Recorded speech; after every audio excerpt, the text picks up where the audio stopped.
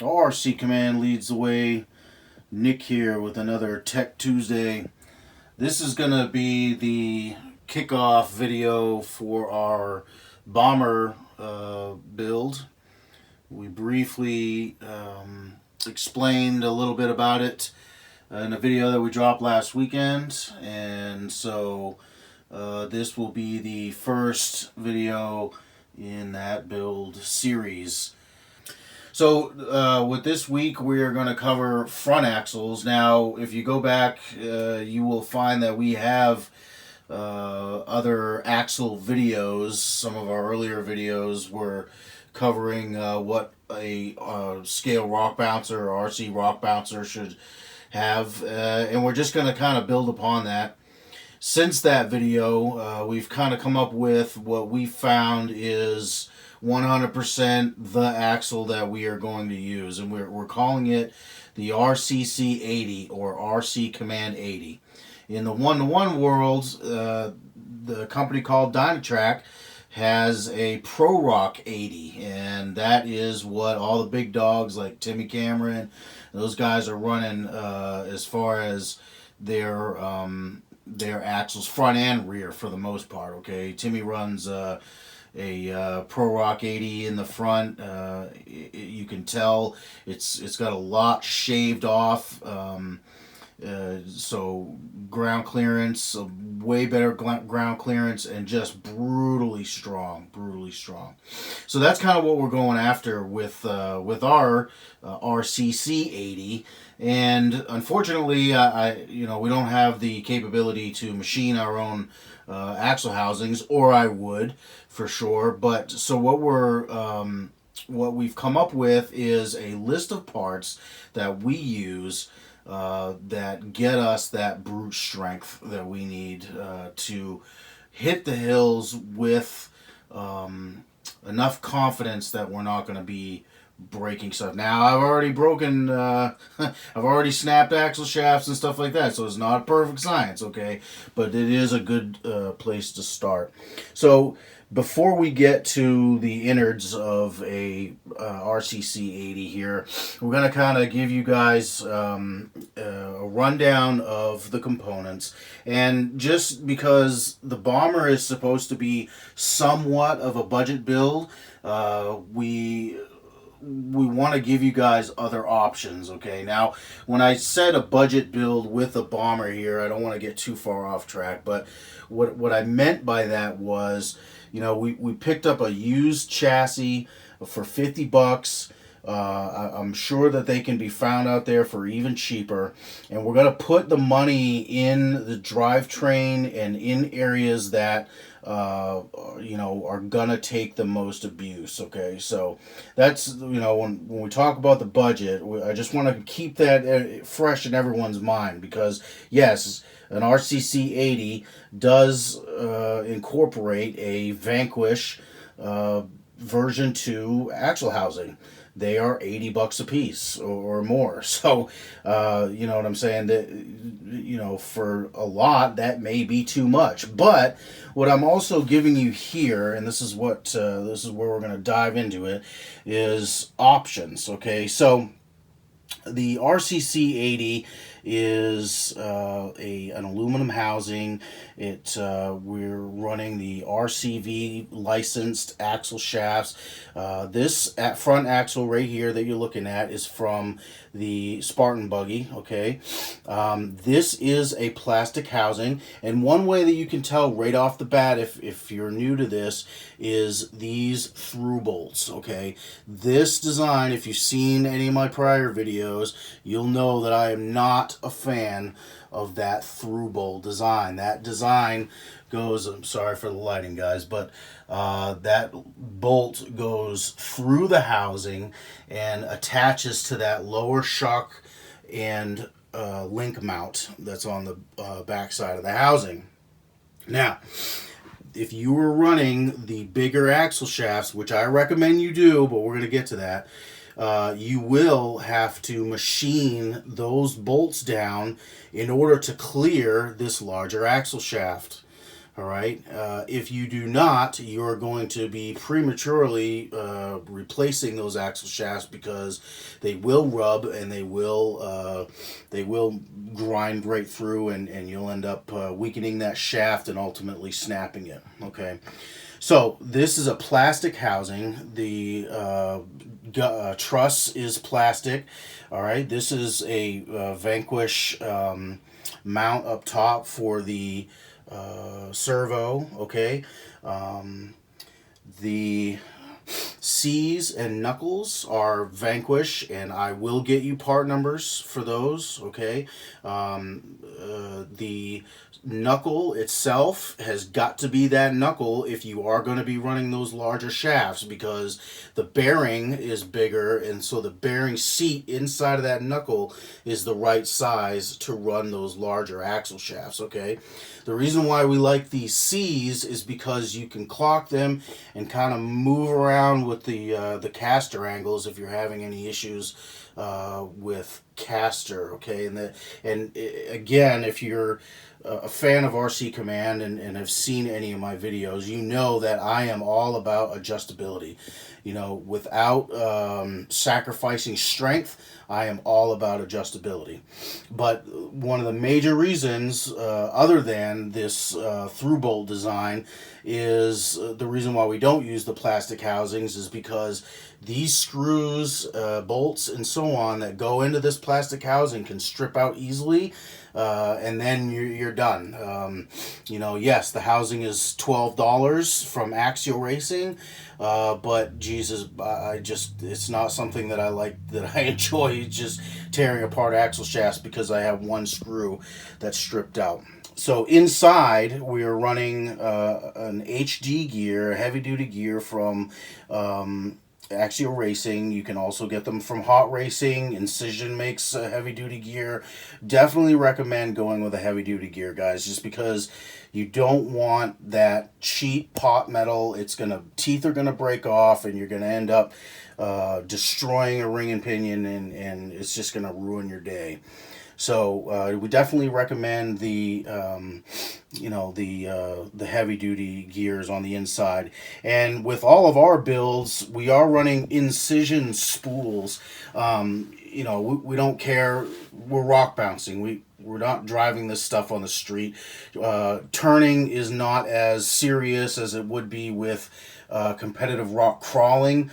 There may be some situations where you're going to want to turn tight, but honestly, it's not worth the sacrifices that you're going to make in traction with running some sort of other locker that is either selectable or otherwise.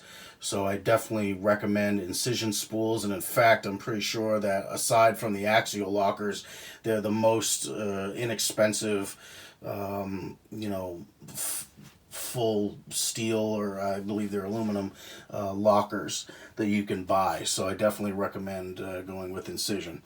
Now, right behind it here, kind of alluding to this is a diamond housing from SSD.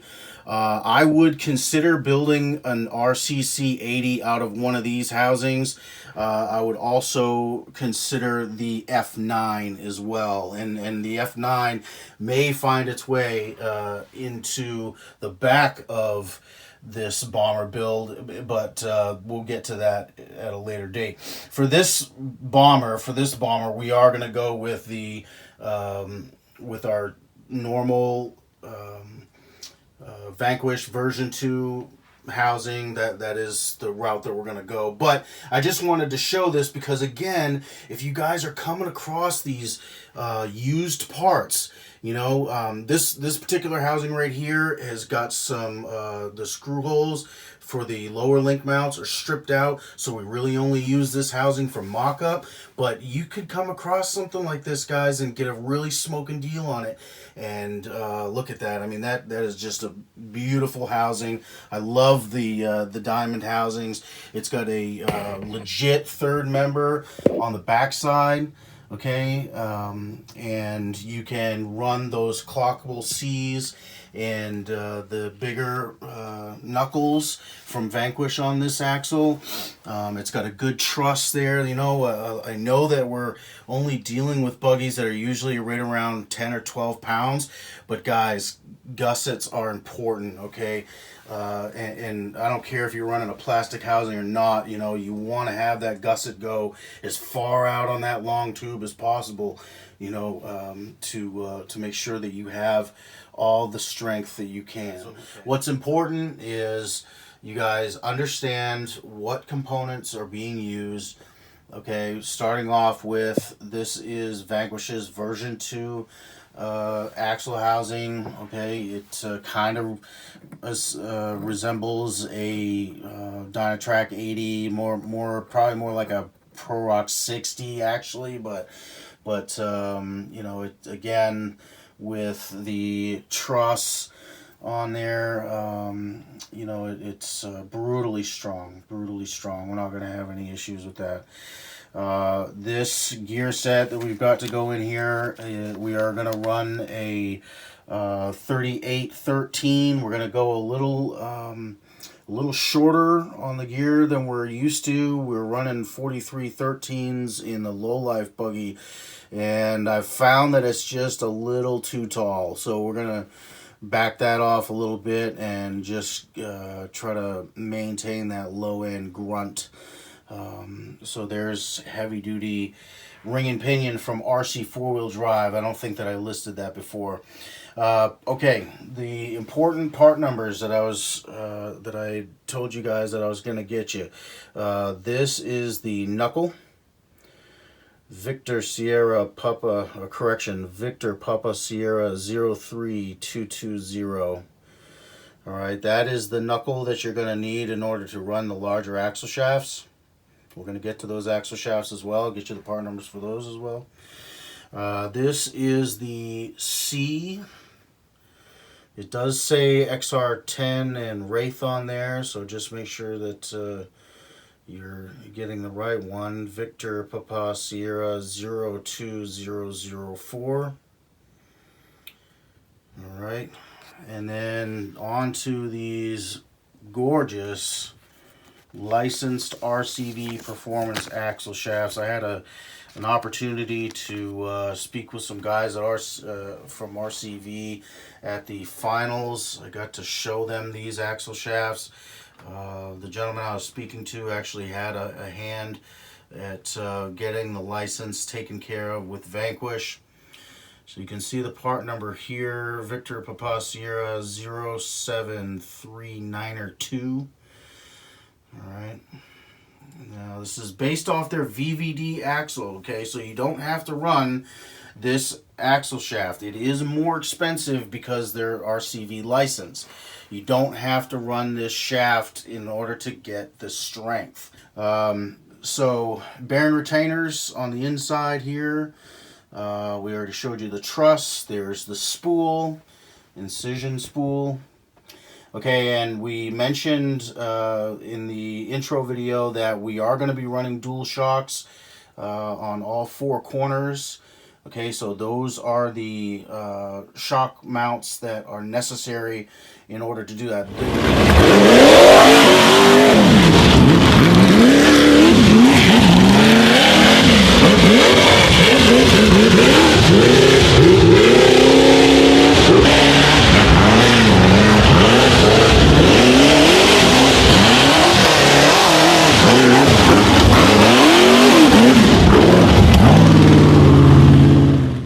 So we just wanted to do a quick side-by-side comparison while we wrap this video up here. We've got two buggies. One of them on the right here, your right, is the low-life buggy. This has been our race rig that we haven't even raced yet, but it'll probably get replaced before it is raced. It has our first version of an RCC80 in the front. It is exactly what we explained here in this video. It has exactly the same parts in it. So we just kind of wanted to show you what it looks like under a buggy. So you can see we are running the 2.2 Proline XL SXs, the taller version. They're not that much taller, but this is what it looks like underneath. Now, if we move next door here, this is a trail bouncer, okay, and you can see we are running the plastic axial housings. You can see the through bolts right there, okay, but we're not running the larger shafts, and the reason why is because this buggy really isn't going to get beat on that bad. We are running the optional axial racing shaft, so it gets rid of the dog bones. But and it gives you much better steering angle, but they're not as beefy as the RCVs or the VVDs that we're running in our race rig and eventually in our bomber. However, you can see that we are running quite a bit of beef. We've got some heavy duty SSD C's and knuckles under there. We are running a Vanquish diff cover. Okay, we are running HD gears inside there from Axial Racing, and also an incision spool. Okay, so the addition of the Axial Racing axle shafts, it's definitely going to be a step up over what you would get from a factory Wraith or bomber, for that matter, or anything that's running the the stock components. So I just wanted to kind of give you a side-by-side comparison here. Nothing wrong with either one of either one. I would race this axle and I would race this axle, but honestly, I'm a bit of a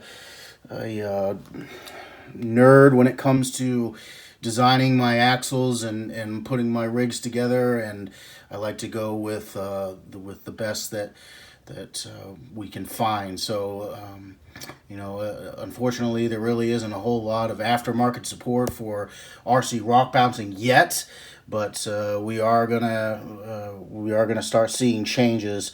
I can almost guarantee it after we get a good season under our belt. So that's it, guys. Thank you all very much for tuning in to this Tech Tuesday. Lots more tech coming, so please stay tuned. RC Command leads the way.